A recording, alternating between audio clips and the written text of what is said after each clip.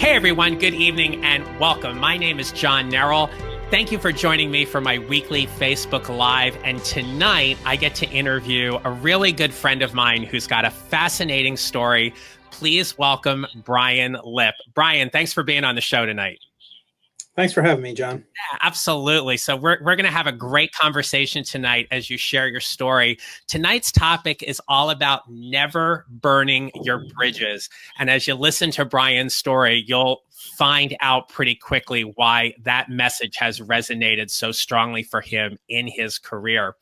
So as we welcome everybody that's coming into the room tonight, again, welcome.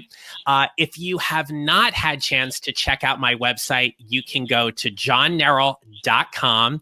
There I have a free offer called 3 Steps to Creating Your Next Advancement Opportunity Without Feeling Overwhelmed. You can just go right to the link that's there on the screen. You'll simply input your name and your email address. You'll get the workbook, and it'll also enroll you into my email community where I email everyone 3 times a week around various leadership and career topics. And I also get to advertise this Facebook Live show and promote it. And everybody got to hear a little preview about what tonight's show is all about. So with that being said, Brian, again, welcome. And just so everybody that's watching tonight, so you and I have known each other, my gosh, almost 10 years, maybe? It's been quite a few years, yeah. Quite a few years, right? And, I've as being friends and kind of following your career and everything, you've had some interesting turns. And so one of the things I want you to start off talking a little bit about tonight is just simply tell everybody what it is that you do for a living and kind of the different hats you wear professionally. Okay, great.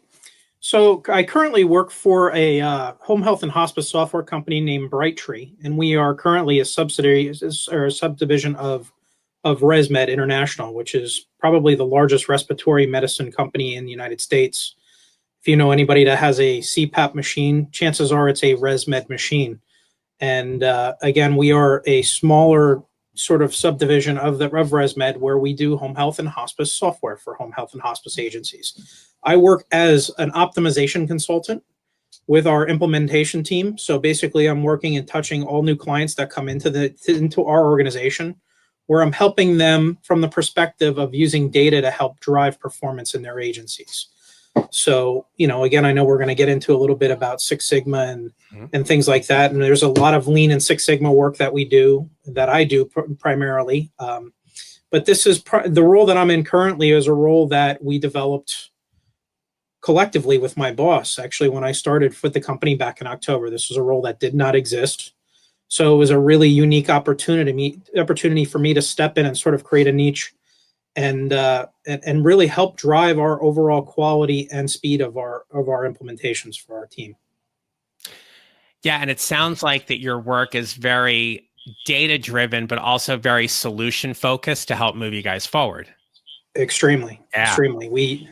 Along with the data, I mean, one of the primary focus that I have is in working with our clients is defining key performance indicators even before they go live with our solution, really helping us understand the importance of and the focus that they have strategically within their agencies, and in utilizing that through our training delivery. And then also once we go live, really keeping a focus on making sure the health of the business is still very, very vibrant and headed in the right direction. As you can imagine, as you go through an implementation with learning curve and things like that, sometimes your focus can shift off of what the things that are very vital and important to your organization. Mm-hmm. So that's where this really became a key component. We always had the different, the financial training component. We had the clinical training component to really bring agencies up to speed with that. But it was the sort of around the operational and strategic metrics and making sure that the health of the business is still up to par as you go through this process and you don't really have that drop off.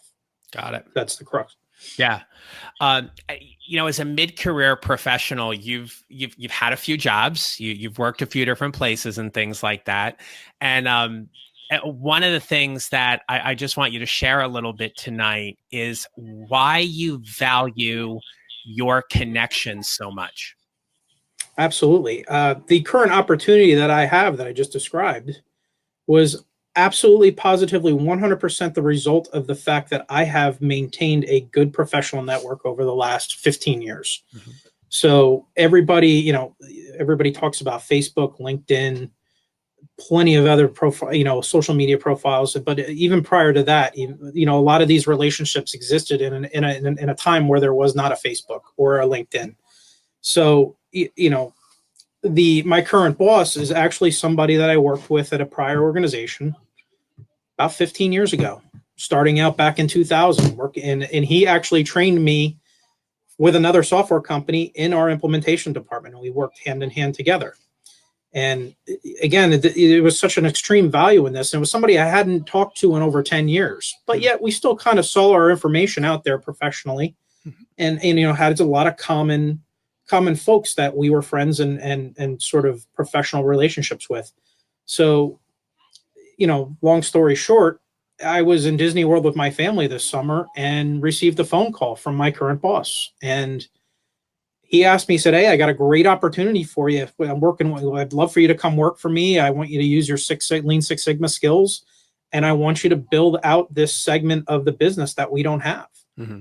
And utilize your skills in order to help me drive performance within our implementation team." And here I am. And it really primarily at the end of the day comes down to the fact that it's not even right place at the right time. It's just because I maintained relationships and not necessarily with him directly, but shared connections. Shared connections are just as important as a direct connection. So if we can kind of use a parallel, the LinkedIn sort of analogy of first level connections, second level connections, third level, every one of those levels of your connections in your professional network are always very important, should never be discounted. Mm-hmm. So well said. So Brian, take us back to the moment that you get this phone call while you're at Disney, and you have the conversation and you hang up the phone. What's the first thing that comes into your mind after getting this call that literally kind of seems out of nowhere? Oh, I wanted to hear more about the job. So when he heard me at Disney, he was like, "Oh, well, why don't you give me a call when you get back?" I'm like, "No, let's have this call.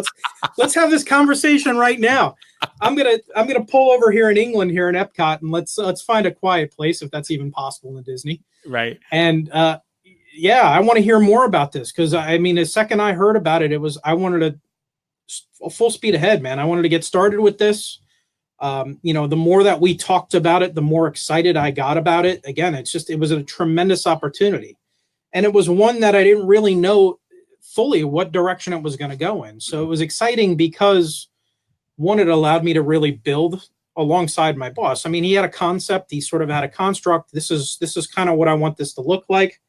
Do your thing. And again, the nice part about that is because we had that professional relationship already, one, he knew what I could do. He's seen what I could do in a prior life, and he saw and knew. It just basically handed me the reins and said, "Listen, I need you to make it happen. Go do it." Yeah, and had the trust and faith in me to make that happen. So, and so much too. It has to do with just simply being open for the opportunity, right? To be able to take a moment to explore what that would actually look like, to weigh out the pros and cons of things, right? And see whether or not it's really the right move. Just to go back for a second, but in that free workbook that I have on my website, there's 3 steps to creating that next advancement opportunity, and it's listening, leaning in, and stepping forward. And you get that call that comes in, and you lean in on it a little bit to see whether or not it's the right move. It's that next advancement opportunity, and it's what you want. And then from there, you get to step forward. You get to just take action as to whether or not, to really press play and go with it. And I think that's one of the most fascinating parts of your story is you did have that open mindset and then just press play to go with it. Absolutely. And I've always been somebody in my career that has never shied away from learning something new. And I think that is another sort of really big point that has helped me over the years. And it's been the cumulative effect of a lot of different learning opportunities and not shying away from learning maybe a new vertical. And I've spent some time, again, sort of started out in that home health and hospice, private duty arena, and post acute care, and on the software side. Ended up getting hired by one of our largest clients at the time, and spent 3 years out in Brooklyn working for that client, as a consultant. And then they hired me on, then going and working in a hospital system where you want to talk about learning all different kinds of things. I was the Lean Six Sigma practitioner for over 3,000 FTEs, working with all our different departments, learning about all these different departments, because you're not a subject matter expert. I was somebody coming in and facilitating quality projects and helping teams find waste and money and productivity, opportunities. And you just learn so much about different areas and just the way these things all work together and intertwine. And then, even further back than that, I was thinking about, we talked about pivoting a little bit and stuff like that, and just having different opportunities. But, some of the greatest skills that I've ever learned, and you're going to laugh at this, was when I was 20 years old and I was working in a restaurant. I spent 4 or 5 years waiting tables with a bunch of angry people on a Saturday night that want their drinks and their pizza right now. And some of the greatest life skills, just even starting from that point, was incredibly valuable, and learning how to talk with people and to people and helping deliver something to someone. And your incentives and your financial compensation is based on how well you do that. You start to learn that pretty quickly. And, that was really the basis for a lot of, one of those things that sort of early on helped me understand that your opportunity is where you make it. Yep. Your opportunity is everywhere you look, there's an opportunity knocking, and it's just a matter of, are you willing to make that step and, like you said, lean in and take that opportunity and move forward with it. So right. When I got that call in Disney, at the time I was working as an IT sales consultant, getting paid a very low salary, frankly. And, just my boss calls me up. I keep saying my boss because he is my current boss, but calls me up and says, "Hey, listen, I have this opportunity." And he started throwing numbers around. I'm just like, woohoo. It was, again, it was all part of, let me pull over here and have this conversation, because right. It was, I was back to doing Lean Six Sigma work again. I was back to working in healthcare, which is, again, something that I kind of soured on a little bit, and thought I never would go back to. But it ended up being the right fit. So again, sort of taking that leap of faith, leaning in, as you discussed, and just taking advantage of the opportunities that are in front of you. It's huge. So right. So Brian, for any of our listeners that are watching this that are not familiar with Lean Six Sigma, can you explain for us what that is and why it's so helpful in the workplace? Yeah, absolutely. So again, if you don't have familiarity with Lean and Six Sigma, you probably have seen some level of it.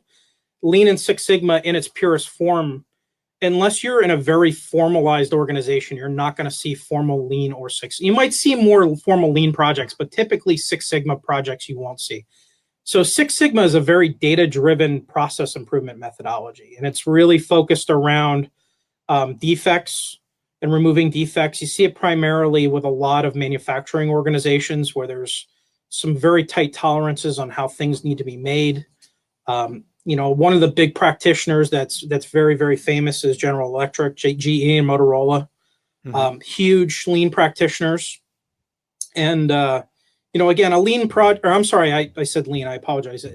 Six Sigma practitioners are GE and Motorola. Mm-hmm. And a true Six Sigma project, the Six Sigma Black Belt project, can run anywhere from 6 to 8 months.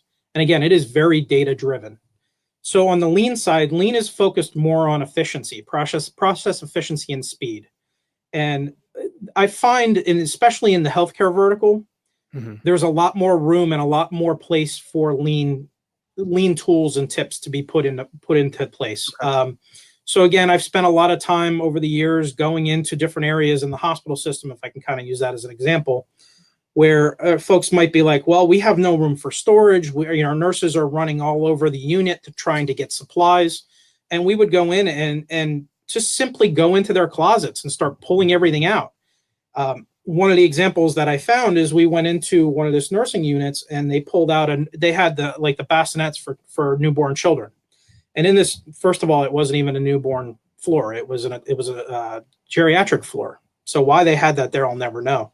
Mhm. But inside that particular bassinet, they had 10,000 thermometer probe covers, those plastic covers that go over the digital thermometers, for a model that they haven't had in over 5 years. Wow. So again, it's just a matter of going in and really Lean and Six Sigma. If you ever have the opportunity, I highly encourage you to get into, Six Sigma has something called a yellow belt training, which is sort of dipping your toe in the water. And then they get into Lean and Six Sigma have what they call green belt and black belt, and also master black belt training. But yellow belt is a really great place to take a look. It allows you start to look at things a little bit differently. Lean is focused on something what they call the 7 wastes, or some folks do 8 wastes. And it's just different ways of looking at different areas.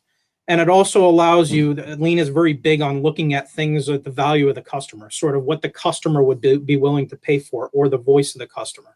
Mm-hmm. So when you look at an overall process, you're looking at every step in the process and saying to yourself, is this something that the customer would be willing to pay for? Now, you say to yourself, well, sometimes there's some things in business that I just have to do that, like it or not, the customer may not want to pay for it, but it's got to be there. Right. So there's three different things that you look at when you're looking at it from a Lean perspective. One, is it value added? Again, is that what the customer is willing to pay for? Then you have what's called non-value added business essential. And again, those are those activities that in a process, like it or not, they just have to be there. It's think about when you go to a doctor's office and we need to process paperwork. It's not something that the customer is there. They want to pay for the visit. They're not feeling good or whatever. Those are the steps that they're interested in, but yet there's still a business to run. There's paperwork that needs to be done. You need to file insurance claims. Those are all steps that maybe the patient doesn't really care about, but are business essential. But then there's something like the third different type of waste, which is pure waste. So think about when you go into a doctor's office and you fill out the same set of forms 3 times, because we've all been there. Right. You're just like, why am I writing my name and my insurance information for the 3rd time on this 3rd form? So somebody like myself would go in and start to question the status quo and say, well, why is it that you're making your patient fill out this form for the 3rd time? Why can't you reuse this information instead of having, your 80-year-old mother or 80-year-old grandmother write this up for the 3rd time and they're shaking, and why do I have to do this? So it's things like that we really utilize in Lean and Six Sigma to kind of, again, overall make processes a little bit better and get to, we always say we're not trying to make perfect processes, but we're not going to let perfect get in the way of better. Nice. And that's what we always do. Yeah. And obviously having that kind of background, that kind of credential is something that obviously your connections in your network find valuable, but also certainly I think find you as that kind of technician in that regard, a real asset in the current work that you're doing. The fun part about it is I don't know. I don't have to be a subject matter expert. In fact, it's more to the detriment to be a subject matter expert. It's my job to be sort of the master facilitator. I walk in, I get the right people in the room. We get in and do some sensing sessions. We get our executive sponsor, sort of say, okay, it's almost like project management, where it is exactly like project management, where you need to scope out your project. You need to stay on scope. Mm-hmm. Here's the start point. Here's the end point. And this is what we're going to work off in between. So this is the stuff we're going to tackle. Everything on this side of it is off limits. Everything in this side is off limits. We're going to have stakeholders from every additional area. And we're going to get down and we're going to figure out how we can make this a better process. And it all starts out with, whether you're doing Lean or Six Sigma, it's actually the fundamental step is process mapping. Right. Is actually physically mapping out every step of your process. Whether you're calling it process map or value stream map is also another term that's frequently used. It's amazing when you put a diverse group of people in the room from all different areas of the process that you're mapping out, and you physically map out every step of the process. All of a sudden, you have everybody looking at, I didn't know you did that. Yeah. Wait a minute, you do that? Oh, that's how that works? And then if you've ever worked in an organization that's very siloed or felt very siloed, it's actually a very liberating activity to do something like this. And it really does tend to break down the silos, because they go back and talk to their other colleagues in their departments and say, hey, wait a minute, did you know this? And it's actually a really cool process to go through. Nice. Yeah, absolutely. So Brian, we know right now we've got a lot of young professionals who are starting to enter the workforce. They've just graduated. They're thinking about all of these different things that they want to do and kind of explore and stuff like that. So, whether we're talking about a young professional or a seasoned professional, you and I know, and everybody knows as well too, that there's just a lot of power in networking. So if you could share with us what your 2 top tips are for being a really good person at networking. One of the big things is just taking a little bit of time every day. It's just like, this is going to age me a little bit, and it's going to age us both, John. It's like waking up and having your morning coffee and reading the newspaper. Well, nobody reads a newspaper anymore. Everybody reads the internet. So, I'm not reading the comics. Don't get me to the sports section for the box scores, but take that 10 or 15 minutes while you're having your morning coffee and just go through your feed. I think one of the biggest and most valued things that and you probably would also vouch to this as somebody who's doing podcasts and very, very busy on social media to get out your brand and awareness of what you do, is one of the greatest things you can do is have somebody comment on something that you publish. Yeah. Whether it be it, and that's an amazing opportunity from a networking perspective, because again, somebody might not know you well, but I guarantee that if you start commenting on and paying attention to what it is that they're doing in their work, they're going to get to know you.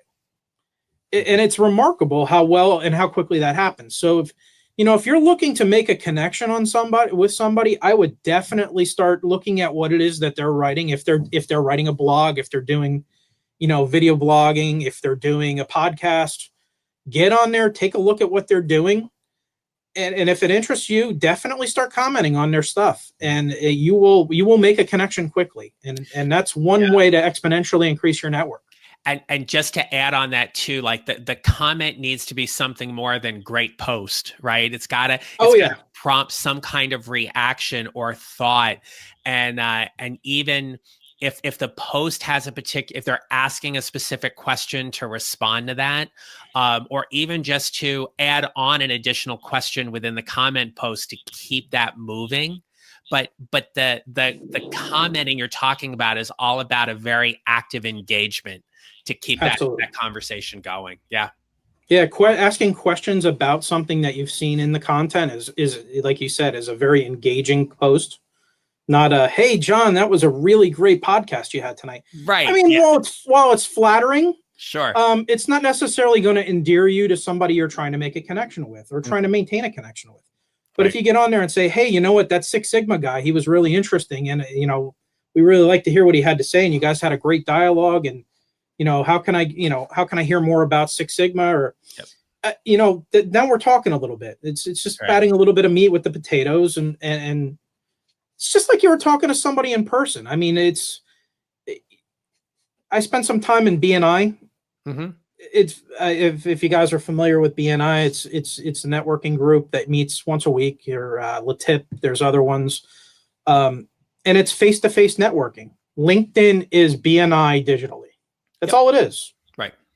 If you choose to use it that way, if you take that time a couple, once a day or a couple times a week, and have some purpose and thought around what you're doing, and getting out there, following some people and engaging in some content, maybe writing and publishing some content yourself, you'd be amazed. Again, if you want to start to get people to notice what you're doing, pay attention to what other people are doing and comment on what other people are doing, because it goes both ways. Yeah.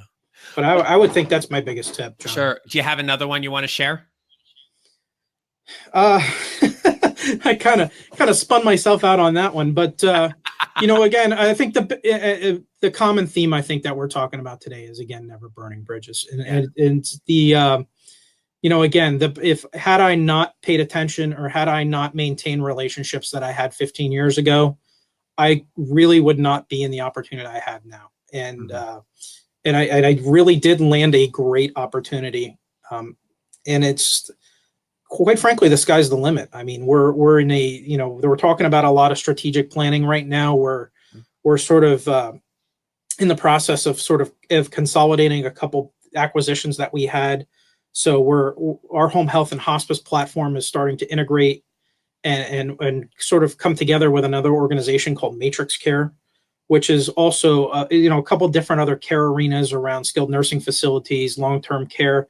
So we're gonna, it's an opportunity for us to go from, I think we were around 400 employees, and with us marrying with Matrix Care, we're looking at over 1,000 employees just in our arena right here. Wow. So along with, I've been involved with a couple different consolidations like this before, where you sort of have a merging of some groups together.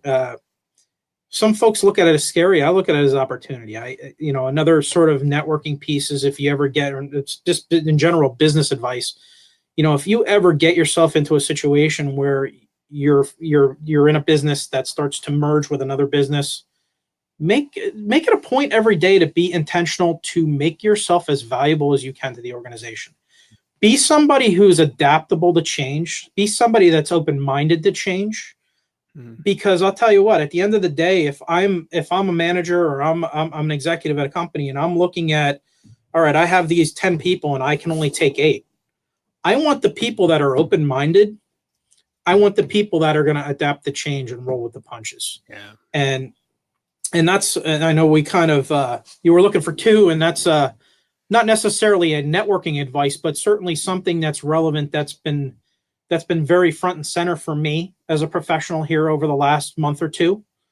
And as I speak with some of the colleagues that are all nervous about, whoa, what's going on? Again, I says, listen, at the end of the day, make yourself an asset to the company. Make them, when they're sitting down and they're looking and thinking about, well, or is this somebody that I need to have going forward to be successful? Or somebody that if they weren't here, it's not as big of a deal that they're not. Make them think about the fact that you need to be there. And the reason why you need to be there is because you do provide value to the organization. Yeah, absolutely. And that was so well said. And so I'm just going to pause here for a minute. Anybody who's listening wants to put a question in the chat box for Brian about never burning your bridges, or a networking question, feel free to go ahead and just type that in now. We'll get that up there. But one of the things that you said that I just wanted to go back on for a moment is about how networking, like LinkedIn is BNI digital, right? And we never go to a networking event and have somebody walk up to us and say, hey, I'd love to connect with you. And we'd stand there and go radio silent. And for me, that's like one of my biggest pet peeves on LinkedIn, is that someone will just send a connection request and they don't attach a note to it. I got to give a shout out to my friend, Natalie Siston. She's an amazing coach colleague of mine. She runs a company called Small Town Leadership, and she makes people take this oath about, I will never, ever, ever, ever, ever, ever, ever send a connection request to someone on LinkedIn without posting a personal note attached to it. And it doesn't have to be anything fancy, because we're limited to 300 characters, but it needs to be something. And in talking with Natalie as well, but I take that a step further. And if somebody sends me a connection request and they don't attach a note to it, I message them and I follow up and I'm like, hey, thanks so much for the connection. I'm looking forward to connecting with you. I'm just curious, what was your motivation for connecting with me? I want to find out how I can serve them, how I can be a valuable resource, but it's also about getting a conversation going. So it's not just kind of out there and that's it. So, well, I think you're making a really great point. Is you're better than I am with that. If somebody sends me, I tend to keep my LinkedIn. LinkedIn to me is not Facebook or Instagram or anything else. To me, LinkedIn is my professional network, and I do keep that pretty close to the vest. So if it's not somebody if it almost feels like a spam request, like you're saying, I'm getting a request from somebody and it's open-ended, there's nothing there. I'm more adept to ignore it. A lot of times I'll ignore it. Maybe that's not a good practice. I like what you're saying. But again, you almost have to have your elevator speech when you're connecting with somebody.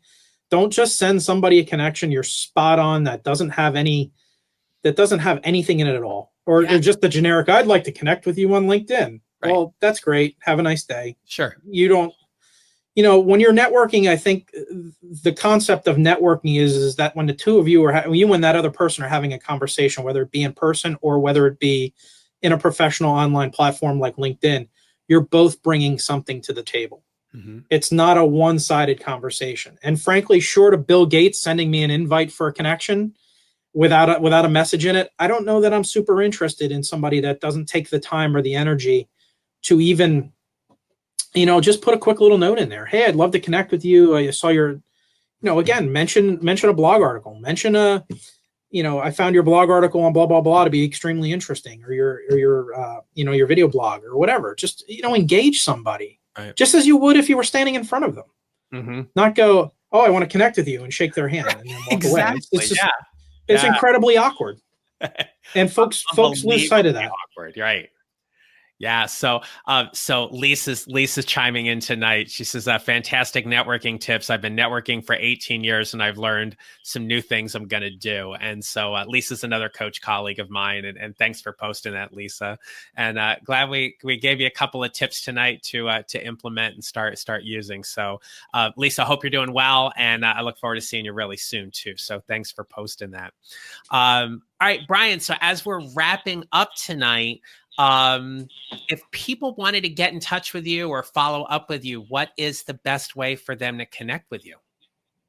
The best way is certainly, you can certainly connect with me through LinkedIn. Again, my name is Brian, last name Lipp, Lipp. You can also email me at brian@boostbusinessllc.com.